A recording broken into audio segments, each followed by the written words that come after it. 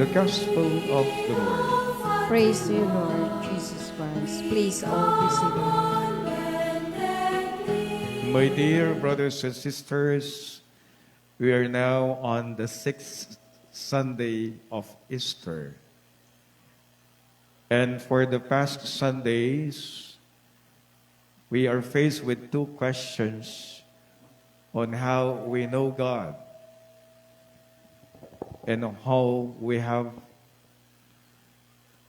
our knowledge and also our response to this knowledge of who God is.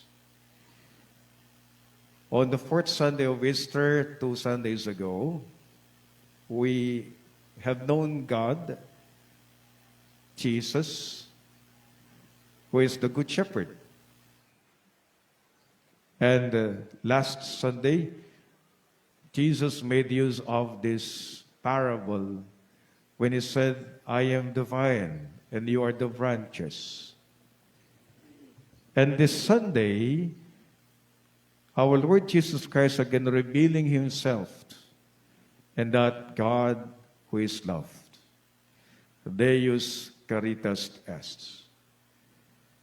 And what a very beautiful gospel, because this is part of the farewell discourses of our Lord Jesus Christ. When you say farewell discourses, these are discourses that are so important because they are very meaningful, because these are the words before he's going to leave his disciples and before he's going to ascend into heaven. And here, our Lord Jesus Christ would also bring us again to really know him and also understand what it means to be a God of love. Every time we come to a discussion and appreciation of what love means, we have the varied opinions because we have varied experiences, because we have different conception of what love is. But our readings of this Sunday would invite us again to look on this very meaning of what does it mean to love, and also to look the very meaning of God as loved to us. First reading would speak about Peter's words when he said, I see no partiality. In truth, I see that God shows no partiality. Rather, in every nation, whoever fears him acts uprightly and acceptable to him. By the very words of Peter, it will tell us that God does not play favoritism. God does not exclude someone. But God includes everyone. And God loves everyone. God never shows partiality. And God plays no favoritism. And this is how the love of God to us, that God embraces us in his love. Our second reading would also bring us to the very meaning of what love God is, or what means that God is love. Telling to us that God is love because God himself is one who has loved us first. A very short letter of John, but it speaks meaningfully. When he said, Beloved, let us love one another, because love is of God. Everyone who loves is begotten by God and knows God. Ang magmamahal, makikilala niya ang Diyos. Dahil ang Diyos ay pagmamahal. Whoever is without love does not know God, for God is love. Which is true. Sa pagmamahal, makikilala natin ang Diyos. Sa pagmamahal, mararamdaman natin ang presensya ng Diyos. Sa pagmamahal, alam natin ang kabuluhan ng ating buhay.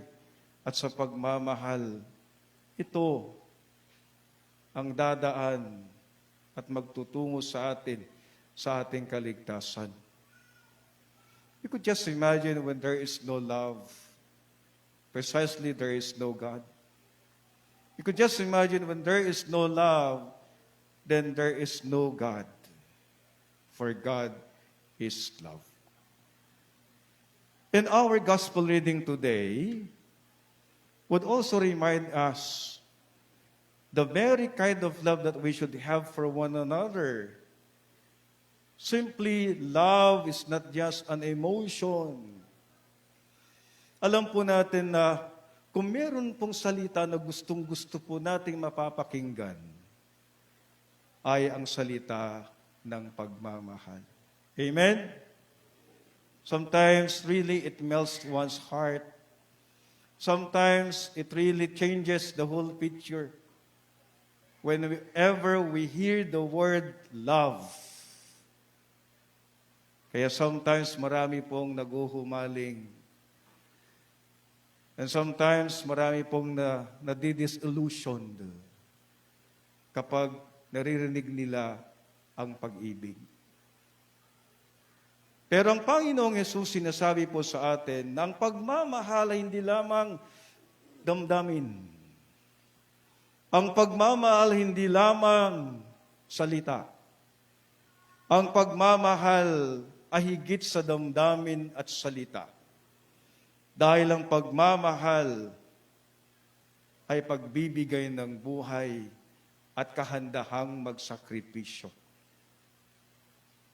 Ang pagmamahal na sinasabi ng ating Panginoon when He said, "No one has greater love than this, to lay down one's life for one's friends." What a very concrete words telling to us that the love that we should have for one another, that is a love which is put into action and into life. Meron pong mag-asawa, natutuwa yung kanyang asawa dahil sa unang pagkakataon, sila yung nag-date. At sinabi niya sa kanyang kumare, "Kumare, alam mo, pinunta ako ng kumpare mo sa restaurant. At napakaraing pagkain doon." "Ano namang restaurant yun, kumare?" sabi po ng kanyang kumare.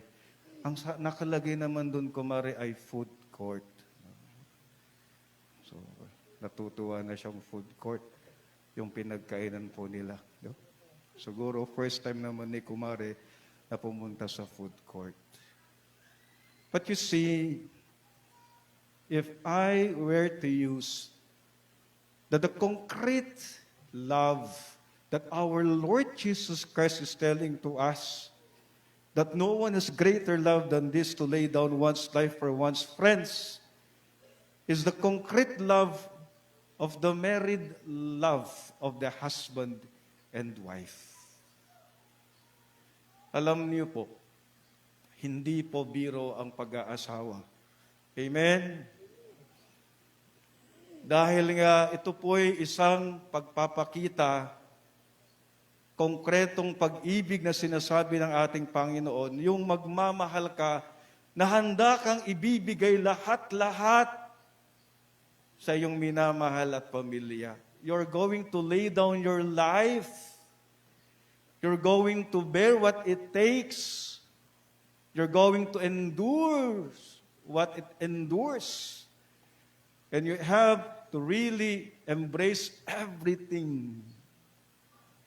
That is why it is a serious promise of commitment for one who decides to enter the married life. Hindi po biro. Hindi lang po pakiramdam mo nagmamahal ka, hindi. Kapag nagmamahal ka, you have to learn to validate your feelings. Because a true love is not just feelings and emotions. A true love is someone who can really keep his promise and prove his love by actions. And someone who is willing to die and to sacrifice everything. And a love that our Lord Jesus Christ is telling, willing to lay down once his life, is someone who would always bear, endures what it takes, which is true. That is why the beautiful story of the marriage love of the husband and wife would always inspire everyone. Na napakaganda pong titignan sa kanilang golden anniversary. Na nakapakahalaga is that a love that they remained faithful to each other and they live in the generous self-giving of each other and the generous love that they share to their family. Na hanggang sa huling hininga, the husband and wife will always keep that promise that they always love each other no matter what happens. Even physicality changes. Even one is trying to falter in memory, lapses in memory. But they always celebrate the love that they have because it's not actually how they look like. How do they appear? It's actually how they feel each other from the very beginning until their last breath. Amen? Kaya nga po, napaganda po na natutunghayan po natin ang kwento ng mga may asawa, lalong-lalo na sa kwento nila ng kanilang kalimangpuk anibersaryo ng kasal. Na uray no nilakayan ket lakaydan ket haanon nga makabalikas, hanapayan amuti bagbaganan. But I think the most important is that they have kept the love that they have for each other. And this is a concrete love of what Jesus is telling to us. No one has greater love than this, to lay down one's life for one's friends. In fact, the beautiful journey of couples are this. When they no longer see each other not just lover, as they have started, but they end up to be the best friends of life. Amen? So, my dear brothers and sisters, we are also being reminded that the very love that we should have for one another, of course, not only for the husband and wife, but also our love for our family, our love for our work, the love that we show and give should be a mark of this love that we have for God. That is why we always use the word agape, which is this is the highest form of love. And this is the Christian love that we should have to have for one another. When we have this highest form of love, which is agape, the divine love, then we know this is a love that would really compensate all the things that we do, because we know God will give us His reward at the end of our life. Pag nagmamahal tayo dahil sa Diyos at ginagawa natin dahil mahal natin ng Diyos, walang kapaguran ang puso at ang tao.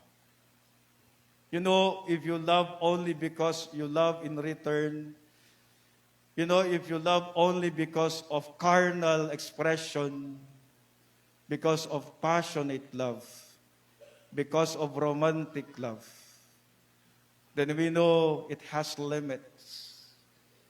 We know sometimes we get disappointed and frustrated because nakakapagod dahil nagmamahal ka, hindi ka naman minamahal. Amen? Pero ang taong nagmamahal, kahit hindi na minamahal, ito po ang mahal, ang pag-ibig ng Diyos na konkreto. We love even in return we are being loved. Because we love because it is not them, but it is God who has loved us first. This is also our prayer today, as we're being reminded once again for this beautiful commandment of our Lord, and that is loving one another.